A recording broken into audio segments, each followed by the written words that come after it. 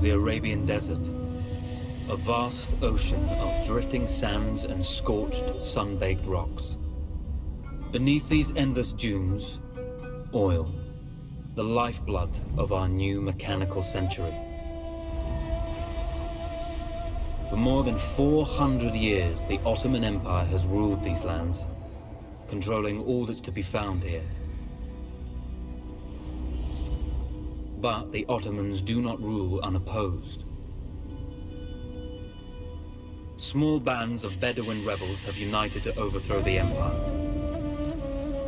They strike without warning and then vanish into the desert. Fighting alongside them is a lone British officer, whose exploits have earned him wide renown. The world has taken to calling this man Lawrence of Arabia. In the desert, you rely on good planning, but you also hope for a dash of luck. And luck was with us when we learned of a recently derailed Ottoman train carrying a most interesting piece of cargo. A small patrol had joined the Ottomans who survived the crash. Together, they guarded the wreckage and waited for reinforcements.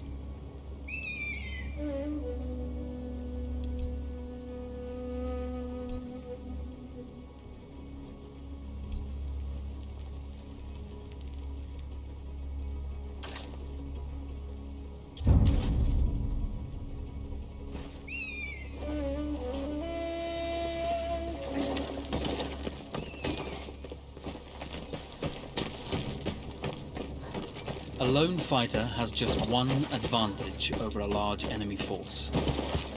A lone fighter can move unseen.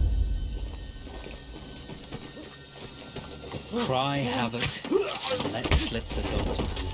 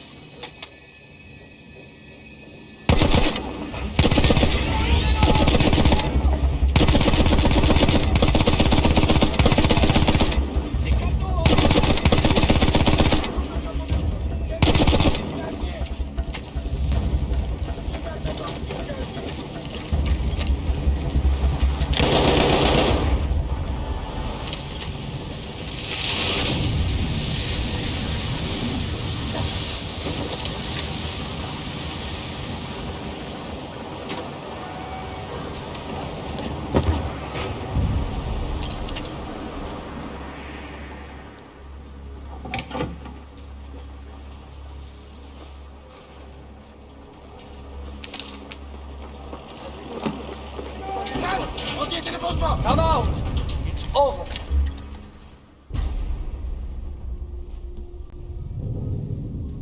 Well, you did not think we would be fast enough to catch you here, did you?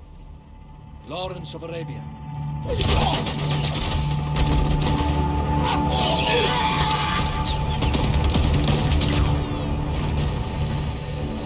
Actually, I was rather depending on it. Lawrence. Well, this is very clever. Now the hunter becomes the hunted. So who might you be? How enchanting you are, my dear. Ahmed. I'll show you enchanting. If it weren't for you, I'd be free. Free, is it? You'll be free when you're dead. And I'm happy to tell you, the Empire intends to grant you all this freedom very soon. Even now, an engine of destruction scours this desert, obliterating your armies, your families, your homes. Soon there will be nowhere to run. Nowhere to hide. Soon all that you know, and all that you love, will be ashes.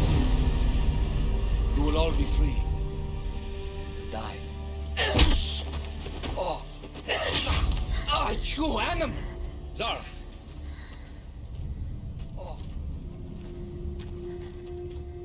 Now I understand that you would like nothing more than to strip the flesh from that man's feet and send him off into the desert naked to die. But think about it. You're right. I'm sorry. My friend here, she can be a little brusque.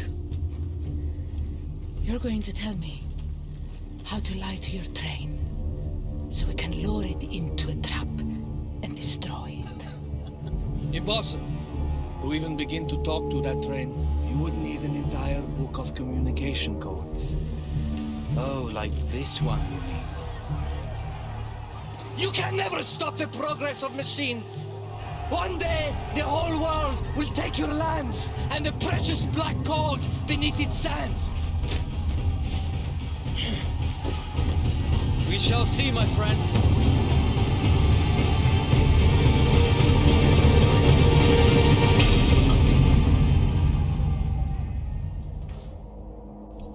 Of course, obtaining the codebook was not enough. To destroy this Iron Dragon, this Canavar, as the Ottomans had named it, we had to send it 3 encrypted messages telling it to stand down. There were Ottoman outposts scattered along the railroad tracks. The commanders there carried high-priority message capsules. We had to use those to send our orders. Infiltrating the village wouldn't be easy. A full detachment of Ottoman soldiers had occupied it. The Ottomans had chosen an isolated location for their desert outpost. It seemed lightly defended. It was also well stocked with arms and equipment. The ancient ruins were all that remained of a civilization now lost to time. The Ottoman Empire brought in the modern world with a host of armored vehicles and field guns. 3 commanders to eliminate, 3 personal message capsules to be stolen, and then sent with our false orders. How Zara tackled this dangerous and audacious mission was up to her.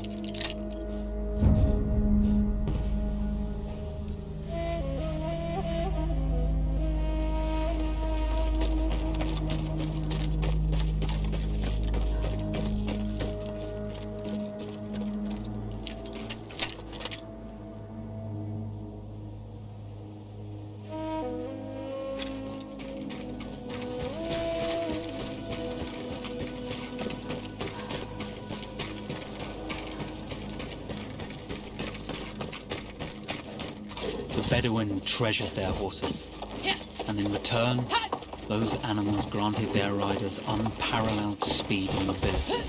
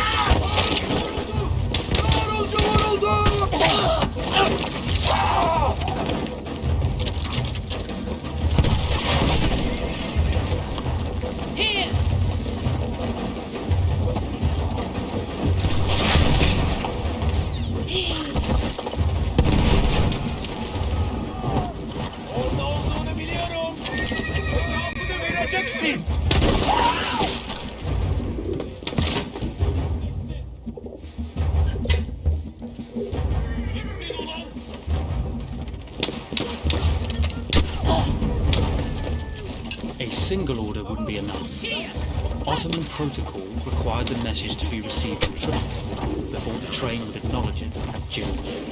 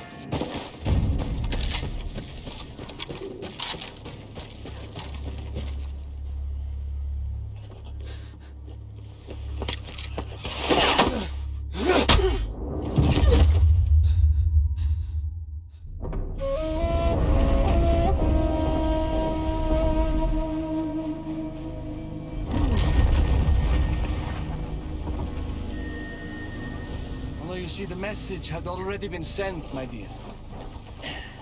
Not the message you would have wanted. Lawrence was such a good host.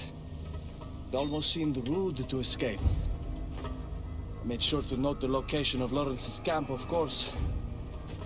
Which means the train knows too. Twice, you told that train everything was clear. But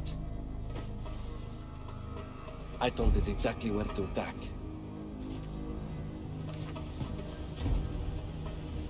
The beast has your scent, my dear. And it's coming to slaughter you and your little band of rebels. First, the firestorm from the cannon. Then, up close with the troops to slaughter any survivors.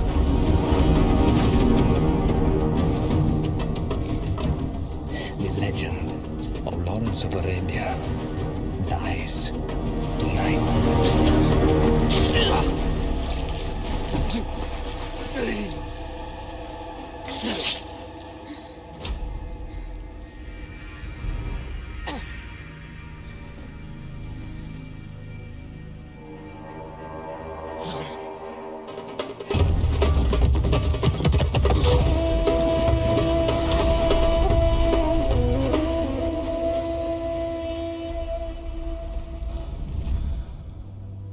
We slipped away just in time. Till Kiji was a fool to think we'd ever stay after he escaped. The carnival won't stop hunting us. No, it won't. Let me think. The train's coming a long way. So it'll have to stop to take on water. That's where we strike. Agreed. I'll deal with any sentries, then rig explosives on the track. Yes, and I'll rally our fighters. When I blow the lines, the train will be trapped. So when you hear the blast, you need to attack them with everything you have. It's good. But you know that there's a chance the men may not come. You may set off those explosives and find you're out there all alone. You know that. I guess I won't know either way until I set it off.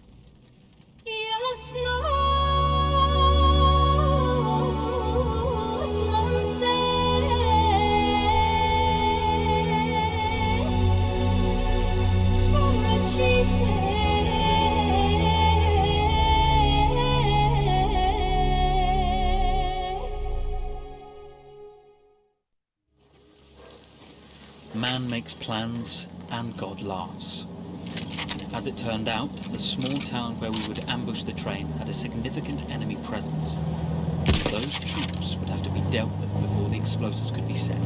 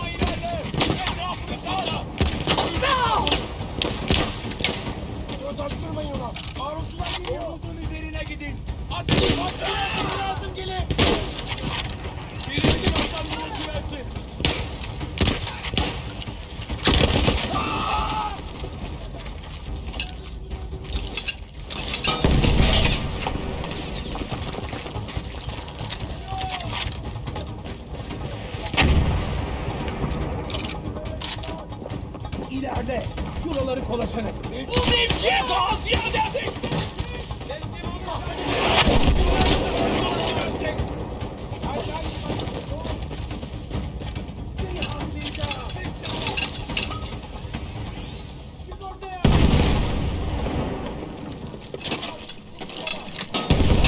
Daha ziyade ateş gerekir!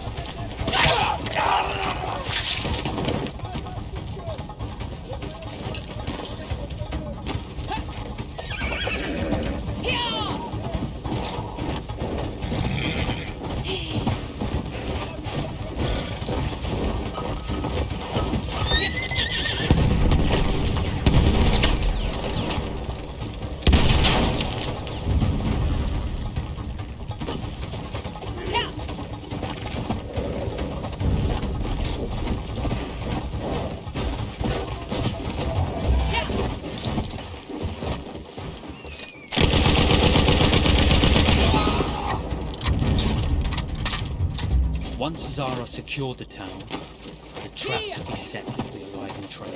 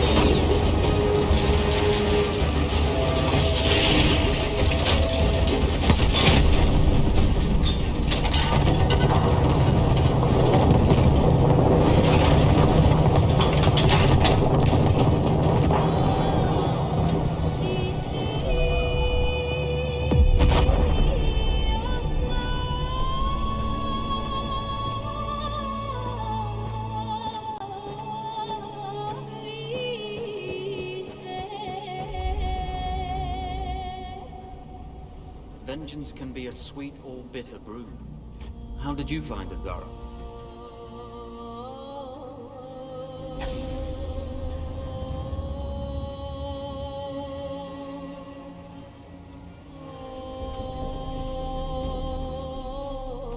And you're right, we do need to think bigger, act bigger. Maybe even the Suez Canal.